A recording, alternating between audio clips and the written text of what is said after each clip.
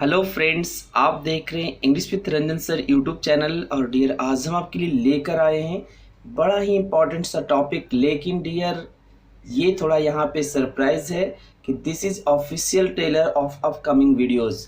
तो डियर, ये सिर्फ आपका ट्रेलर है, वीडियो जिसके बाद जस्ट आएगा। तो आप ज़रा ट्रेलर में देखिए कि क्या आपको एमिज़ और हैज़ हैव बीन कब, कैसे और कहाँ प्रयोग करते हैं। क्या आपको दोनों के बीच का अंतर पता है और इसका प्रयोग कैसे किया जाता है? क्या आप जानते हैं?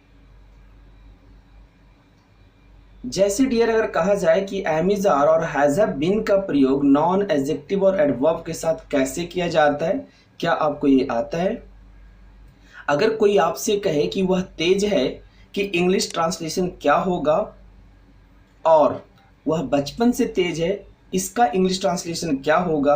क्या आपको दोनों के बीच का अंतर पता है या दोनों को एक ही तरह के सेंटेंस से बनाएंगे? वह सुंदर है और वह जन्म से सुंदर है, क्या इसका अनुवाद आप उसी तरीके से बनाएंगे जिस तरीके से शी इज़ ब्यूटीफुल को बनाते हैं? वह सुबह से यहाँ है, इसका इंग्लिश अनुवाद क्या होगा? तो क्या आप इस तरह के दिए गए सेंटेंस को इंग्लिश में अनुवाद कर सकते हैं या नहीं?